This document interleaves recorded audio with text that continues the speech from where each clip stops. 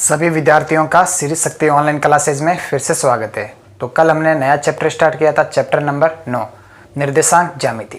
तो आज हम पढ़ेंगे इसके क्वेश्चन। तो प्रश्नावली 9.1 का पहला क्वेश्चन देख लीजिए। निर्देशांक ज्यामिति में हमने कल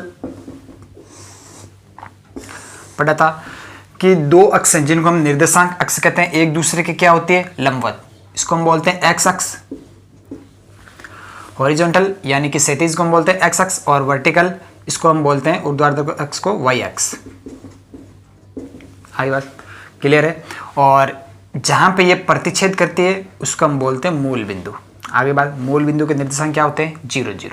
अब चार चतुर्थांश बनते हैं, 1 2 3 4। चारों में इनके जो चिन्ह होते हैं वो भी कल आपको सारे बता दिए। और किसी बिंदु P के निर्देशांक, मान लीजिए बिंदु P यहाँ पर है, आगे बात में, तो बिंदु P से हम यहाँ पर लंब डालते हैं M। तो मूल बिंदु से M की दूरी ये x से व्यक्त होती है और इसको x निर्देशांक बोलते हैं, और P से M की दूरी इसको y निर्देशांक बोलते हैं। ये दूरी क्या होती है, y। आगे बात समझ में क्लियर है। आज कर लेते हैं इसके क्वेश्चन। तो क्वेश्चन नंबर पहला ही देखिए क्या है आपका, कि दिए गए आकृति से P Q R व S के निर्देशांक ज्ञात कीजिए। आगे बात समझ। तो आकृति क्या दे रखी है वो देख लीजिए।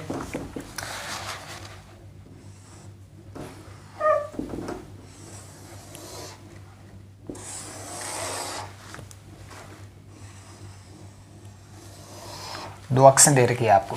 ये आपकी दे रखी है एक्स अक्ष, इसको क्या बोलते हैं, एक्स अक्ष। एक्स मूल बिंदु एक्स एक्स, ये आपकी है वाई अक्ष, वाई ओ वाई डैश। आगे बात में। अब देखिए यहाँ पे मूल बिंदु है और वाई अक्ष से राइट और एक्स हमेशा क्या रहेगा, पॉजिटिव, और लेफ्ट और एक्स हमेशा क्या रहेगा, नेगेटिव। और एक्स अक्ष के ऊपर की ओर वाई रहेगा पॉजिटिव और नीचे की ओर क्या रहेगा, वाई नेगेटिव। तो यहाँ से ये बिंदु दे देते हैं। बिंदु क्या दे रखे हैं आपको, 2 4 6। तो यहाँ पे क्या आएगा, 1, यहाँ पे 3 और यहाँ पे 5। आगे बात सुनो। और इस तरफ -2 -4 -6, तो यहाँ पे आएगा आपका -5, और यहाँ पे -3, और यहाँ पे आपका आ जाएगा -1। आगे बात सुनो। और इस तरफ है 2 4 6, तो यहाँ पे आ जाएगा आपका 5, यहाँ पे 3 और यहाँ पे 1। और इस तरफ आपका दे रखा है -2 -4 -6, तो यहाँ पे -5 -3 और -1। आगे बात सुन। अब देखिए कहाँ से 3 और 5।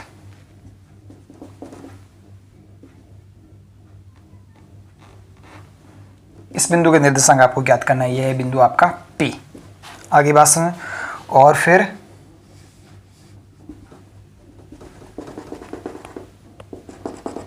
एक बिंदु ये दे रखा है आपको Q। इस बिंदु के निर्देशांक आपको ज्ञात करना है।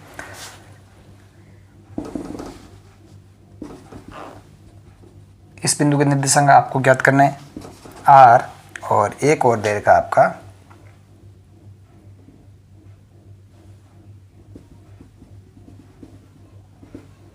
S। क्लियर है। तो ये बिंदु आपको दे रखे हैं, इनके आपको क्या करना है, निर्देशांक ज्ञात करने हैं। अब देखिए सबसे पहले बिंदु P के निर्देशांक ज्ञात कर लेते हैं। आगे बात सुन। तो बिंदु P के निर्देशांक, x निर्देशांक क्या होता है कि मूल बिंदु से यहाँ पे ये देखिए लंब है, तो मूल बिंदु से ये दूरी कितनी है। आगे बात, तो यहाँ से देखते हैं 1 2 3 4 5। आगे बात, तो x निर्देशांक क्या हो गया, 5। अब बात करते हैं कि P से ये दूरी कितनी है। आगे बात, तो ये दूरी और ये दूरी क्या रहेगी, सेम रहेगी। तो यहाँ से 1 2 3, तो बिंदु P के निर्देशांक क्या हो गए, 5 3। अब देखिए बिंदु P प्रथम चतुर्थांश में है, तो यहाँ पे x निर्देशांक भी पॉजिटिव रहेगा और y निर्देशांक भी क्या रहेगा, पॉजिटिव रहेगा। आगे बात, अब बात करते हैं हम कौन से चतुर्थांश में आ गए, हम दूसरे चतुर्थांश में। तो दूसरे चतुर्थांश में x नेगेटिव रहता है और y पॉजिटिव रहता है। तो x की वैल्यू क्या होगी, मूल बिंदु से ये दूरी कितनी है, 1 2 3 4। आगे बात, और 4 है लेकिन निर्देशांक क्या रहेगा, माइनस, क्योंकि दूसरे चतुर्थांश में, तो -4। और y निर्देशांक 1 2 3 4 5 6, तो y के निर्देशांक क्या हो गए, 6। तो इस बिंदु का निर्देशांक क्या होगा, -4 6। आगे बात, तीसरे में x भी नेगेटिव और y भी नेगेटिव, तो यहाँ से x निर्देशांक क्या आ गया 1 2 3 यानी कि -3 और y निर्देशांक क्या आ जाएगा -2। और इसी प्रकार चौथे चतुर्थांश में x पॉजिटिव लेकिन y नेगेटिव, तो x की वैल्यू यहाँ से देखिए कौन सी आ रही है 1, x की वैल्यू क्या आ रही है 1 और y की वैल्यू ये वाली, तो कितनी हो जाएगी 1 2 3 4 5 -5। आगे तो ये आ गए चारों बिंदु के निर्देशांक। आगे ध्यान रखना, प्रथम चतुर्थांश में x और y दोनों पॉजिटिव, दूसरे में x नेगेटिव y पॉजिटिव, तीसरे में x और y दोनों नेगेटिव, चौथे में x पॉजिटिव लेकिन y नेगेटिव। आगे बात समझ में, तो ये आपके पास में आ गए चारों बिंदुओं के निर्देशांक। क्लियर है, तो ये हो गया आपका पहला क्वेश्चन। तो आप लिख भी सकते हो बिंदु P के निर्देशांक, बिंदु P के निर्देशांक क्या हो जाएंगे 5 3 और बिंदु Q के निर्देशांक क्या हो जाएंगे -4 6 और बिंदु R के निर्देशांक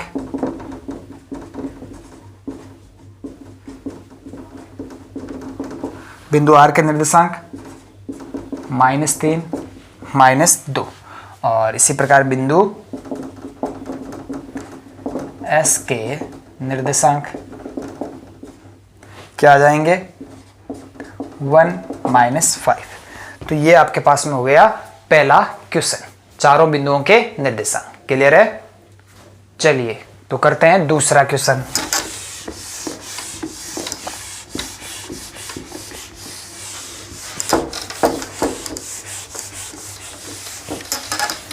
क्वेश्चन नंबर 2 देखिए क्या है।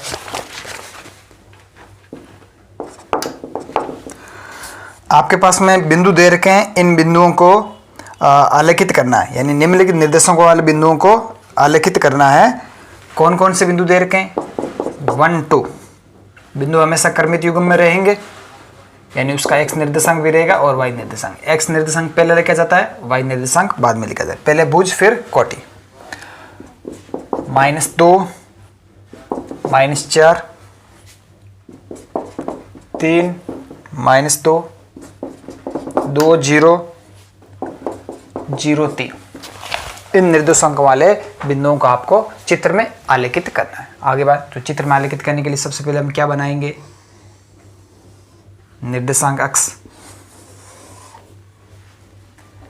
x o x dash y o y dash, ये आपकी होती है x अक्ष और ये है आपकी y अक्ष। आगे बात समझ।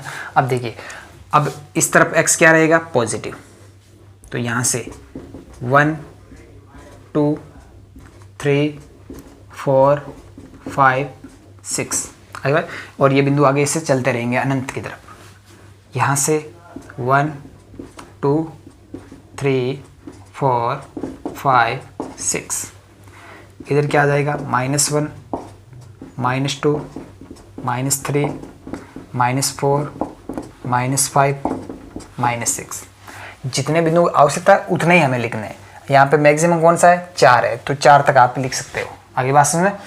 और यहाँ पे क्या आ जाएगा -1 -2 -3 -4 -5 अब इन बिंदुओं को क्या करना है, आपको आलेखित करना है। तो सबसे पहले 1 2 आगे बात में इस बिंदु को हम मान लेंगे P। ये बिंदु आपका क्या है P। तो पहले बिंदु P यानी कि 1 2 को आपको यहाँ पे आलेखित करना है। तो देखिए x निर्देशांक क्या है 1 और y निर्देशांक क्या है 2। तो ये रहा x निर्देशांक 1 और y निर्देशांक 2। तो कहाँ पे आएगा बिंदु, यहाँ पर।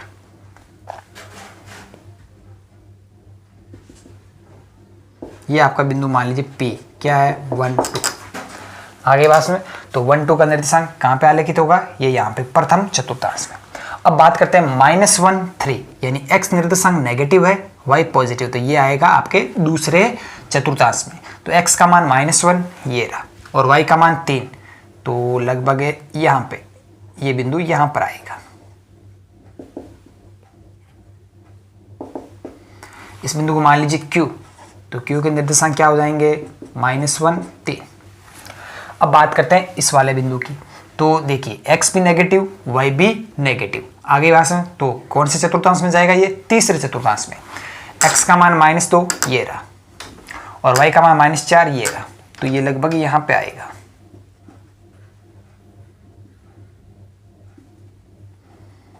इसको मान लीजिए PQR, तो R के निर्देशांक क्या हो जाएंगे आपके पास में, -2 -4। अब ये वाला x पॉजिटिव y नेगेटिव, चौथे चतुर्थांश में जाएगा। x के मान 3 ये रहा और y का मान -2 ये रहा, तो ये लगभग यहां पे आएगा। इसको दे दीजिए s, तो क्या हो जाएगा ये 3 -2। अगला देखिए, x का मान 2 है, y का मान 0 है, तो y 0 हमेशा कहां पर होता है, x अक्ष पर होता है। आगे बात समझ, तो ये बिंदु कहां पर स्थित होगा, x अक्ष पर स्थित होगा। x अक्ष पर कहां पर, 2, यानी मूल बिंदु से 2 इकाई दूरी किस तरफ, राइट ओर।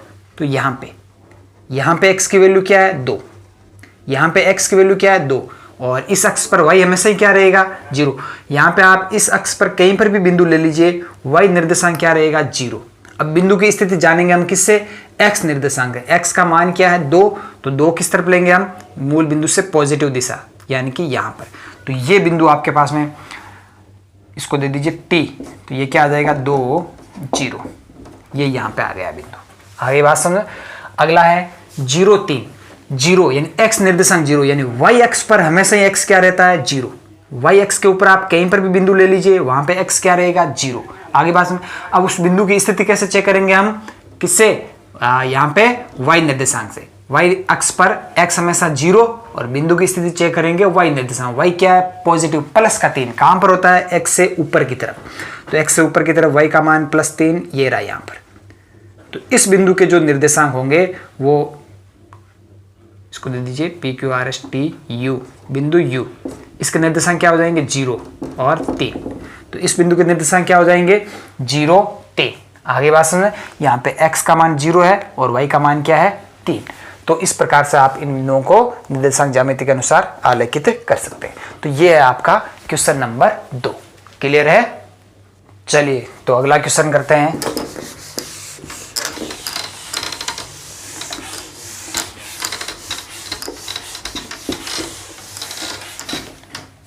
Question number 3। क्वेश्चन नंबर 3 क्या है, आयतीय निर्देशांक अक्षों को लेते हुए। आयतीय निर्देशांक से कौन सी, x और y अक्ष।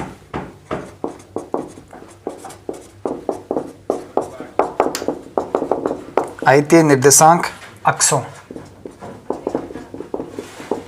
को लेते हुए बिंदु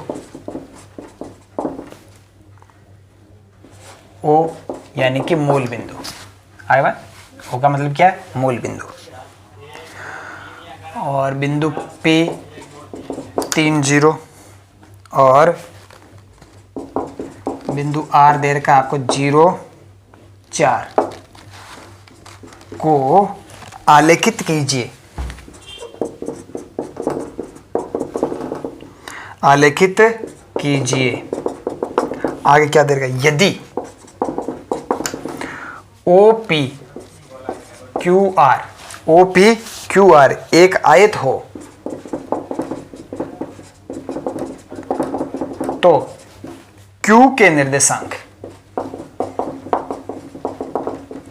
ज्ञात करने हैं आपको। Q के निर्देशांक ज्ञात करने हैं। तो सबसे पहले आयतीय निर्देशांक अक्षों को लेते हैं। तो आयतीय निर्देशांक अक्षें ये रही, x o x y o y dash. अब ये क्या है आपका मूल बिंदु, तो इसके निर्देशांक क्या होंगे, 0 0।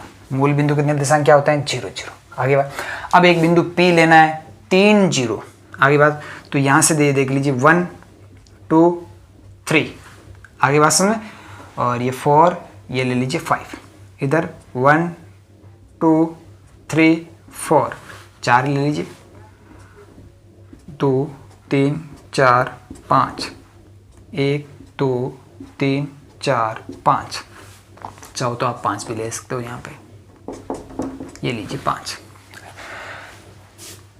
1 2 3 4 5, और यहाँ से ये आपका आ गया 1 2 3 4 5, इधर -1 -2 -3 -4 -5, -1 -2 -3 -4 -5।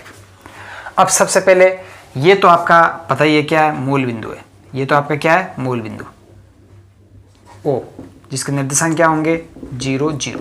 ये तो आपका मूल बिंदु O आ गया। अब पहले बिंदु P को निर्देशित कीजिए, बिंदु P को आलेखित कीजिए। बिंदु P क्या है, 3 0, यानी x निर्देशांक 3 है, y 0 है। तो y 0 हमेशा कहां पे होता है, x अक्ष पर होता है। x अक्ष पर आप कहीं पर भी बिंदु लीजिए, वहां पे y निर्देशांक क्या रहेगा, 0 रहेगा। आगे बात सुन। अब बिंदु कैसे निर्धारित करेंगे, यहां से x निर्देशांक, x क्या है 3, 3 किस तरफ है, ये रहा यहां पर। तो इस बिंदु के निर्देशांक क्या हो जाएंगे आपके पास में 3 0, ये लीजिए 3 0। आगे बात सुन।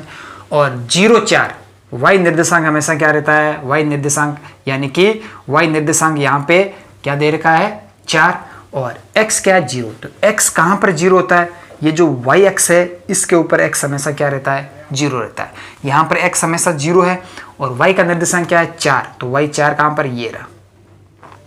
तो इस बिंदु के जो निर्देशांक होंगे वो क्या होंगे 0 4। आगे बात। अब क्या कह रहा है कि ये बिंदु आपका कौन सा आ गया P, ये बिंदु आपका कौन सा आ गया R, सॉरी क्या है R, और ये बिंदु आपका O। अब कह रहा है कि OPQR, OP, अब एक बिंदु Q कहां पर होगा ताकि ये आयत बन जाए, ये यहां पर होगा, तभी तो आयत बनेगा ये। यहां से बिंदु P से हम सीधा P के ऊपर लंब खींचेंगे, ऐसे P के ऊपर सीधा हम लंब खींचेंगे, ये लीजिए P के ऊपर हमने बिंदु P पर लंब खींचा हमने, यानी x अक्ष के ऊपर बिंदु P पर हमने लंब खींचा, और y अक्ष के ऊपर बिंदु R पर हमने लंब खींचा। आगे बात में। और ये दोनों कहाँ पे प्रतिच्छेद होते हैं, मान लीजिए बिंदु Q पर प्रतिच्छेद होते हैं। तो ये देखिए OPQR क्या बन गया, एक आयत बन गया। तो Q के निर्देशांक क्या होंगे, तो Q के निर्देशांक यहाँ से देख सकते हैं। ये वाली दूरी क्या है 3, आगे बात सुने, और ये वाली दूरी क्या है 4, ये वाली दूरी क्या है 4, तो ये दूरी 4, यानी कोटि क्या आ गई आपकी 4, और ये वाली दूरी क्या है 3, यानी भुज आपका आ गया 3। आगे बात सुने। तो x निर्देशांक 3 और y निर्देशांक 4। अगर ये आयत है तो बिंदु Q के निर्देशांक क्या हो जाएंगे 3 4, बिंदु Q के निर्देशांक क्या हो जाएंगे 3 4। तो इस प्रकार से आपको ये क्वेश्चन करना है। तो OPQR आयत है, तो Q के निर्देशांक क्या हो जाएंगे 3 4। क्लियर है। तो ये आपका क्वेश्चन नंबर 3। चलिए तो अगला क्वेश्चन करते हैं।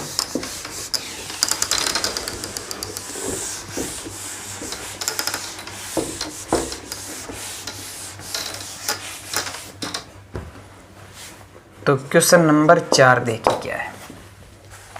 क्वेश्चन नंबर 4 दे रखा है कि इन बिंदुओं को आलेखित कीजिए और इन्हें क्रम से मिलाने पर कौन सी आकृति बनती है। तो बिंदु कौन कौन से दे रखे हैं आपको, -1 0 1 0 1 1 0 2 -1 1। चलिए तो इनको मिलाएंगे। तो सबसे पहले इनको आलेखित करते हैं।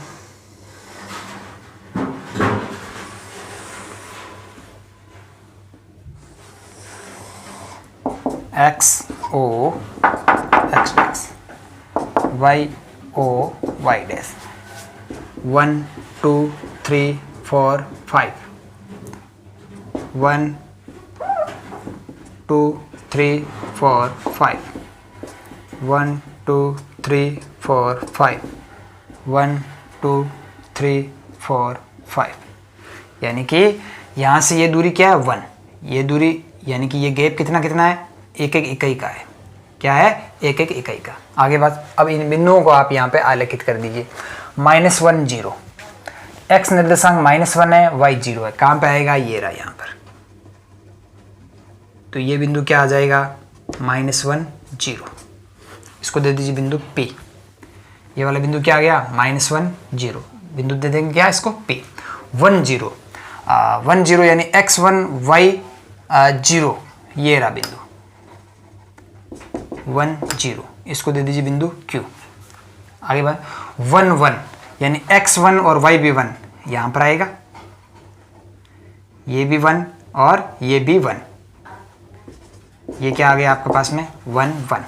आगे पास में और 0 2 यानी x0 लेकिन y का मान 2, यहाँ पर आएगा, ये बिंदु क्या आ गया 0 2, इसको दे दीजिए S। आगे पास में -1 और +1 यानी x नेगेटिव y पॉजिटिव, तो x का मान -1 ये रहा, y का मान 1 ये रहा, तो बिंदु कहाँ पर आएगा, लगभग यहाँ पर। तो ये बिंदु कौन सा आ जाएगा, -1 1, इसको दे दीजिए बिंदु T। क्या कह रहा है, अब इनको क्रम से मिलाने पर आकृति कौन सी मिलेगी, यानी कि यहाँ से मिलाना। तो देखिए इसको ये से मिला दिया, यहाँ से इसको मिला दिया, फिर हमने इसको मिला दिया, फिर हमने इसको मिला दिया, फिर हमने इसको मिला दिया। तो देखिए इन सब बिंदुओं को हमने क्रम से मिलाया तो कौन सी आकृति प्राप्त हुई, देख लीजिए 1 2 3 4 5, 5 भुजाओं वाली आकृति। कौन सी, 5 भुजाओं वाली आकृति, यानी कि आंसर क्या हो जाएगा 5 भुजाओं वाली आकृति। अब 5 भुजाओं वाली आकृति को क्या बोलते हैं भाई, पंचभुज। 5 भुजाओं वाली आकृति क्या बोलते हैं इसको, पंचभुज। यानी कि इन बिंदुओं को हमने आलेखित किया और इन सब को हमने फिर क्रम से मिलाया तो हमें एक 5 भुजाओं वाली आकृति प्राप्त हुई, जिसको कि हम 5 भुजाओं वाली आकृति को क्या बोलते हैं, पंचभुज। तो इन बिंदुओं को मिलाने पर हमें कौन सी आकृति प्राप्त हुई, पंचभुज, यानी कि एक 5 भुजाओं वाला आकृति, पंचभुज। क्लियर है। तो ये है आपका क्वेश्चन नंबर 4। तो आज की क्लास में इतना ही, बाकी के क्वेश्चन हम करेंगे कल की क्लास में। तो अधिक से अधिक यूट्यूब चैनल को शेयर कीजिए, सब्सक्राइब कीजिए। धन्यवाद।